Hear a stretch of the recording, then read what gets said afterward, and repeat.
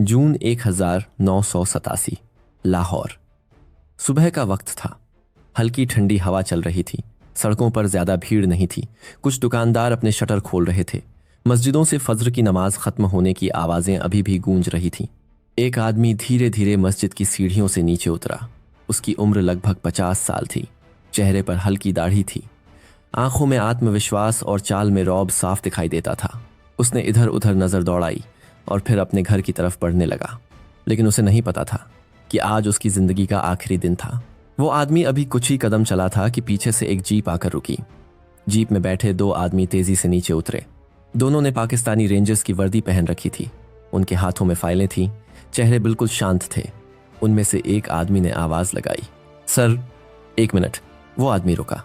उसने पीछे मुड़कर देखा। जी? दूसरा आदमी उसके करीब आया। उसने धीमी आवाज में पूछा, आप लंदन वाले अब्दुल खान हैं ना? अब्दुल खान ने हल्का सा सिर हिलाया। हाँ, लेकिन बात क्या है? बस अगले ही पल दोनों आदमियों ने अपनी जैकेट्स के अंदर हाथ डाला और पिस्टल्स निकाल ली। अब्दुल खान कुछ समझ पाता उससे पहले लगातार गोलियों की आवाज गूंजने लगी। धड़ धड़ धड़। सुबह की खामोशी अचानक चीखों में बदल गई। लोग इधर उधर भागने लगे। अब्दुल खान सड़क पर गिर चुका था। उसके कपड़े खून से भर चुके थे। कुछ ही सेकंड्स में उसकी सांसें रुक गईं और फिर वो दोनों आदमी बिल्कुल शांत तरीके से वापस जीप में बैठे और वहां से गायब हो गए। पूरा लाहौर दहशत में था, क्योंकि जिसे मारा गया था वो कोई आम आदमी नहीं था। वो आईएसआई का सबसे खतरनाक ऑपरेटिव था। एक ऐसा आदमी जिसका नाम भारत की मोस्ट वांटेड लिस्ट में सबसे ऊपर था। और ये हमला भारत की खुफिया एजेंसी रॉ का एक सीक्रेट मिशन था, ऑपरेशन हॉर्नेट। लेकिन इस कहानी की शुरुआत यहां से नहीं हुई थी। इस कहानी की शुरुआत हुई थी 3 साल पहले, 4 नवंबर 1984, पेरिस, फ्रांस। रात का समय था। हल्की बारिश हो रही थी। पेरिस की सड़कें चमक रही थी। एक छोटे से कैफे के अंदर कुछ लोग बैठे कॉफी पी रहे थे। टीवी पर इंटरनेशनल न्यूज चैनल चल रहा था। तभी अचानक स्क्रीन पर लाल रंग की ब्रेकिंग न्यूज चमकी। भारत में प्रधानमंत्री इंदिरा गांधी की हत्या। पूरा कैफे एकदम शांत हो गया। कोने में बैठा एक आदमी ध्यान से टीवी देखने लगा। उसने धीरे से अपनी कॉफी नीचे रखी। उसका नाम था विक्रम सूद। बाहर से देखने पर वो एक आम भारतीय बिजनेसमैन लगता था, लेकिन सच कुछ और था। वो रॉ का सीक्रेट एजेंट था। विक्रम की नजरें टीवी स्क्रीन पर जमी थीं। भारत में दंगे भड़क चुके थे। पूरे देश में तनाव फैल चुका था। लेकिन तभी स्क्रीन पर एक और खबर चली। खुफिया एजेंसियों को शक है कि विदेशों में बैठे कुछ आतंकी संगठन इस हमले के बाद भारत में बड़े ऑपरेशन की तैयारी कर रहे हैं। विक्रम की आंखें सिकुड़ गईं। उसे महसूस हो चुका था कि आने वाले दिन बहुत खतरनाक होने वाले हैं। उसी रात पेरिस में भारतीय दूतावास के अंदर एक इमरजेंसी मीटिंग बुलाई गई। कमरे में सिर्फ 5 लोग मौजूद थे। दरवाजे बंद थे। फोन लाइनें काट दी गई थी। एक सीनियर अधिकारी ने टेबल पर फाइल रखते हुए कहा, हमें सूचना मिली है कि पाकिस्तान की आईएसआई भारत के खिलाफ एक बड़ा नेटवर्क तैयार कर रही है। विक्रम ने पूछा, कौन लीड कर रहा है? अधिकारी ने धीरे से एक फोटो टेबल पर सरकाई। अब्दुल खान। फोटो में वही आदमी था जिसे 3 साल बाद लाहौर की सड़क पर गोलियों से भून दिया जाने वाला था। अधिकारी ने आगे कहा, यह आदमी यूरोप में बैठकर आतंकियों को फंडिंग देता है, हथियार सप्लाई करता है और भारत के अंदर नेटवर्क बना रहा है। कमरे में सन्नाटा छा गया। विक्रम ने फाइल खोली। उसमें कई तस्वीरें थीं, नक्शे थे, गुप्त कोड्स थे। हर पेज एक नई साजिश की कहानी बता रहा था। अब्दुल खान का network London, Paris, Karachi, Dubai और पंजाब तक फैला हुआ था। वो सीधे आईएसआई के लिए काम करता था और उसका अगला मिशन भारत के लिए बेहद खतरनाक था। विक्रम ने धीरे से पूछा, हमारा प्लान क्या है? सीनियर अधिकारी ने उसकी तरफ देखा। उसे रोकना होगा, किसी भी कीमत पर। उसी रात ऑपरेशन हॉर्नेट की नींव रखी गई। एक ऐसा मिशन जिसके बारे में आने वाले कई सालों तक दुनिया को कुछ पता नहीं चलने वाला था। दिल्ली, रॉ मुख्यालय। कमरे के अंदर सिगरेट का धुआं फैला हुआ था। दीवार पर पाकिस्तान का बड़ा नक्शा लगा था। कई शहरों पर लाल निशान बने हुए थे। एक अधिकारी नक्शे की तरफ इशारा करते हुए बोला, अब्दुल खान का नेटवर्क तेजी से फैल रहा है। अगर हमने अभी कुछ नहीं किया तो हालात हमारे हाथ से निकल जाएंगे। दूसरा अधिकारी बोला, समस्या ये है कि वो सीधे आईएसआई की सुरक्षा में रहता है, तो फिर उसकी सुरक्षा तोड़नी होगी। कमरे में बैठे हर आदमी की नज़र अब एक व्यक्ति पर थी, विक्रम सूद, क्योंकि वही इस मिशन को लीड करने वाला था। विक्रम ने बिना भाव बदले कहा, मुझे 6 महीने चाहिए। और उसके बाद? विक्रम की आवाज़ ठंडी थी। उसके बाद, अब्दुल खान जिंदा नहीं बचेगा। लंदन, जनवरी 1985। ठंडी हवा पूरे शहर में फैल चुकी थी। सड़कों पर धुंध छाई हुई थी। एक ब्लैक कार धीरे धीरे साउथ हॉल की गलियों से गुजर रही थी। कार के अंदर विक्रम बैठा था। उसके हाथ में एक छोटी डायरी थी जिसमें कई नाम लिखे थे। अब्दुल खान का नेटवर्क अब सिर्फ पाकिस्तान तक सीमित नहीं था। उसने यूरोप में अपने लोगों की पूरी चेन बना ली थी। कोई पैसे पहुंचाता था, कोई नकली पासपोर्ट बनाता था, कोई हथियारों की डील करता था।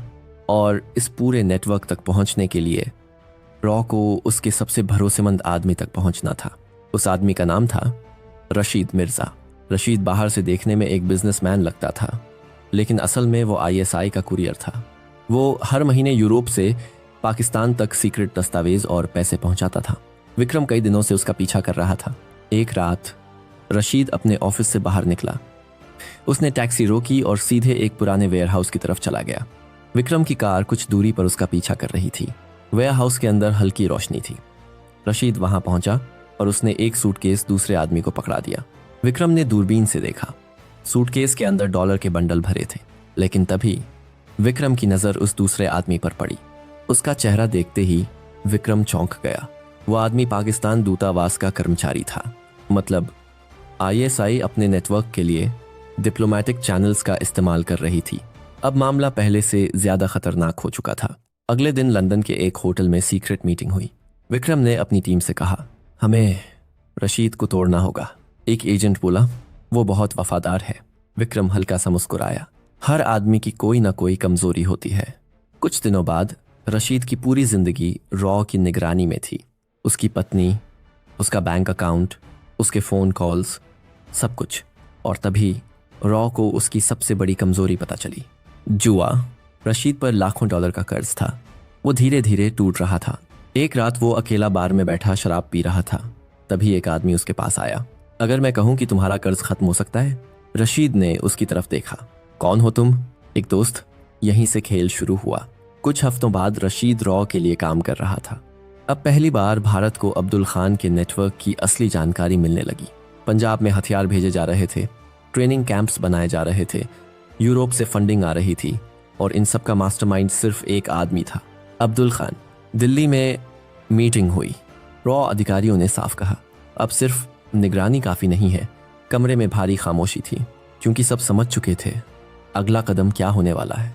एक अधिकारी धीरे से बोला, क्या प्रधानमंत्री कार्यालय से अनुमति मिल जाएगी? दूसरे अधिकारी ने जवाब दिया, अगर देश की सुरक्षा का सवाल हो तो अनुमति खुद रास्ता बना लेती है। उसी रात ऑपरेशन हॉर्नेट को एक्टिवेट कर दिया गया। इस्लामाबाद, मार्च 1986। आईएसआई मुख्यालय के अंदर जबरदस्त हलचल थी। हर कमरे में फोन बज रहे थे। अधिकारी लगातार रिपोर्ट्स पढ़ रहे थे, क्योंकि उन्हें शक हो चुका था कि उनका नेटवर्क लीक हो रहा है। अब्दुल खान अपने ऑफिस में बैठा था। उसके सामने कई फाइलें खुली थीं। उसने गुस्से में टेबल पर हाथ मारा। हमारी हर मूवमेंट भारत को कैसे पता चल रही है? कमरे में बैठे लोग चुप थे। एक अधिकारी बोला, सर, शायद हमारे बीच कोई मुखबिर है। अब्दुल खान की आंखों में गुस्सा भर गया। उसे ढूंढो और जिंदा मत छोड़ना। उधर लंदन में रशीद डर चुका था।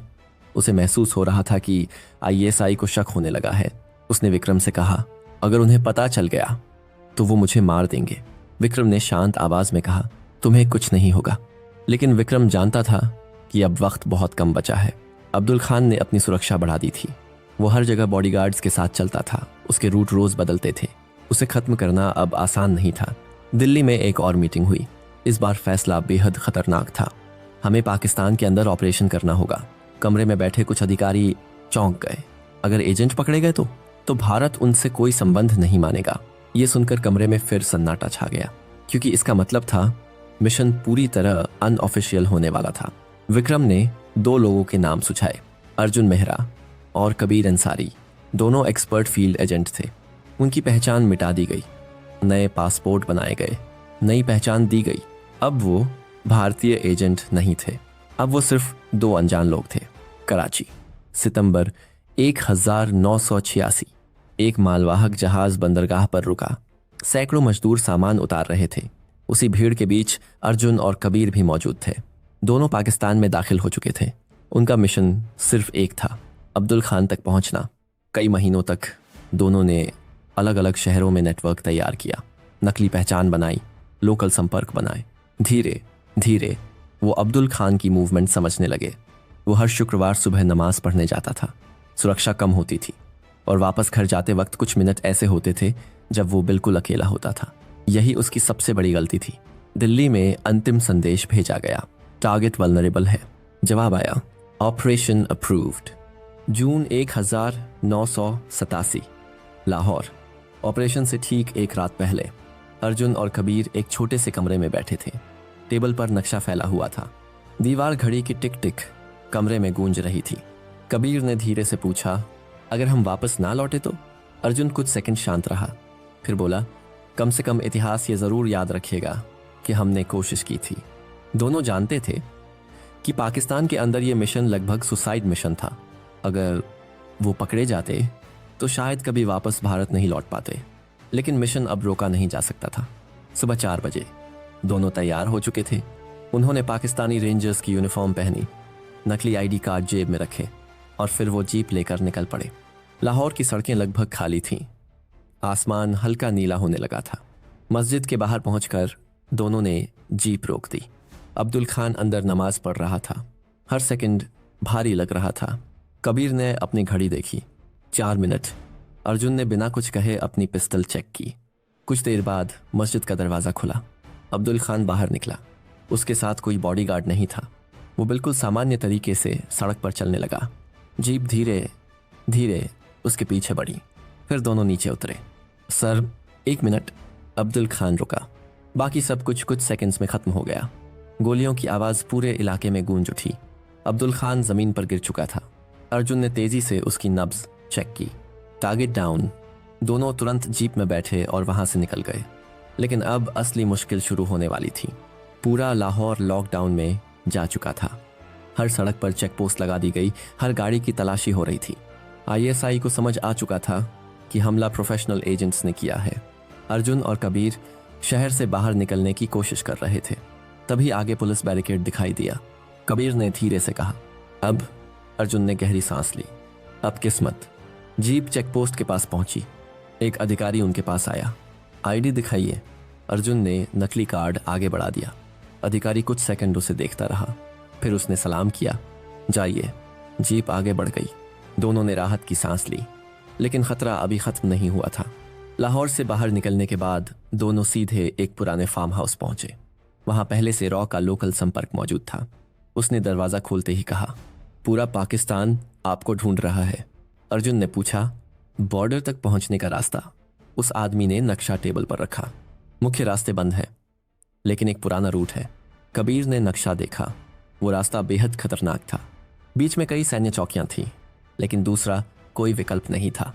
उधर इस्लामाबाद में आईएसआई मुख्यालय में अफरा तफरी मची हुई थी। अब्दुल खान की मौत ने पूरी एजेंसी को हिला दिया था। एक अधिकारी चिल्लाया, ये भारत का काम है। दूसरा बोला, लेकिन उनके पास कोई सबूत नहीं होगा। आईएसआई ने तुरंत इंटरपोल और लोकल एजेंसियों को अलर्ट जारी किया। हर एयरपोर्ट, हर स्टेशन, हर बॉर्डर सील कर दिया गया। उधर अर्जुन और कबीर लगातार सफ़र कर रहे थे। थकान उनके चेहरों पर साफ दिखाई दे रही थी, लेकिन वो रुक नहीं सकते थे। रात के समय उनकी जीप एक सुनसान सड़क से गुजर रही थी। तभी पीछे से तेज रोशनी दिखाई दी। एक सैन्य वाहन उनका पीछा कर रहा था। कबीर ने घबरा कर कहा, उन्होंने हमें पहचान लिया। अर्जुन ने स्पीड बढ़ा दी। पीछे से गोली चली। जीप का शीशा टूट गया।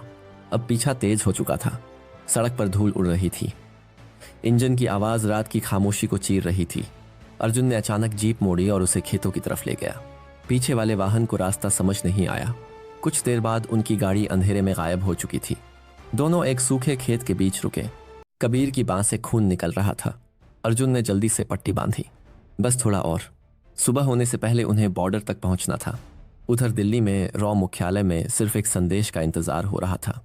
हॉर्नेट सफल हुआ या नहीं, हर मिनट भारी लग रहा था। फिर अचानक सुरक्षित लाइन पर कॉल आया, टारगेट एलिमिनेटेड। कमरे में बैठे अधिकारियों ने राहत की सांस ली, लेकिन तभी दूसरी आवाज़ आई, एजेंट्स अभी पाकिस्तान में फंसे हुए हैं। और फिर एक बार पूरे कमरे में तनाव फैल गया। भारत पाकिस्तान सीमा। सुबह का समय, आसमान में हल्की लालिमा फैल चुकी थी। अर्जुन और कबीर कई घंटों से लगातार चल रहे थे। उनकी जीप अब काम करना बंद कर चुकी थी। अब वो पैदल थे। दूर उन्हें सीमा की बाड़ दिखाई दे रही थी। भारत बस कुछ किलोमीटर दूर था, लेकिन तभी पीछे से गाड़ियों की आवाज़ सुनाई दी। आईएसआई उनके बेहद करीब पहुंच चुकी थी। कबीर ने थकी आवाज़ में कहा, अगर हम पकड़े गए। अर्जुन ने बीच में ही रोक दिया। हम नहीं पकड़े जाएंगे। दोनों तेजी से आगे बढ़े। पीछे से सैनिकों की आवाज़ें सुनाई देने लगी, रुको वरना गोली मार देंगे। लेकिन दोनों नहीं रुके। अचानक गोलियां चलने लगीं। मिट्टी हवा में उड़ने लगी। कबीर गिर पड़ा। अर्जुन तुरंत उसकी तरफ झुका। गोली उसके पैर में लगी थी। पीछे दुश्मन तेजी से करीब आ रहे थे। अर्जुन ने बिना सोचे कबीर को कंधे पर उठाया और सीमा की तरफ भागने लगा। हर कदम मौत के और करीब था। फिर अचानक सामने से आवाज आई, स्टॉप, आइडेंटिफिकेशन। यह भारतीय सीमा सुरक्षा बल था। अर्जुन ने पूरी ताकत से चिल्लाया, फ्रेंडली। कुछ सेकंड के लिए सब शांत हो गया। फिर भारतीय जवान तेजी से उनकी तरफ दौड़े। कवर फायर शुरू हो चुका था। आईएसआई के लोग रुक गए, क्योंकि अब सामने भारतीय सीमा थी। कुछ ही मिनटों बाद अर्जुन और कबीर भारतीय इलाके में थे। ऑपरेशन हॉर्नेट पूरा हो चुका था। दिल्ली रॉ मुख्यालय के अंदर गहरी खामोशी थी। एक अधिकारी ने धीरे से कहा, इतिहास इस मिशन के बारे में शायद कभी ना जाने। दूसरा बोला, लेकिन दुश्मन इसे कभी नहीं भूलेगा। उधर पाकिस्तान में अब्दुल खान के जनाजे में हजारों लोग शामिल हुए, लेकिन किसी को नहीं पता था कि उसे मारने वाले कौन थे। सिर्फ अफवाहें थी। कुछ लोग कहते थे ये गैंगवार थी, कुछ कहते थे आईएसआई के अंदर की साजिश थी, लेकिन सच्चाई सिर्फ कुछ लोगों को पता थी। भारत ने आधिकारिक तौर पर इस मिशन को कभी स्वीकार नहीं किया। कई दस्तावेज हमेशा के लिए सीक्रेट फाइलों में बंद कर दिए गए। विक्रम सूद एक दिन चुपचाप रिटायर हो गया। अर्जुन और कबीर की असली पहचान भी कभी सामने नहीं आई। लेकिन ऑपरेशन हॉर्नेट ने एक संदेश जरूर दे दिया था, अगर भारत के खिलाफ कोई छिपकर युद्ध छेड़ेगा, एल तो जवाब भी छिपकर ही मिलेगा। और कभी कभी इतिहास की सबसे खतरनाक लड़ाइयाँ सीमा पर नहीं, परछाइयों में लड़ी जाती हैं।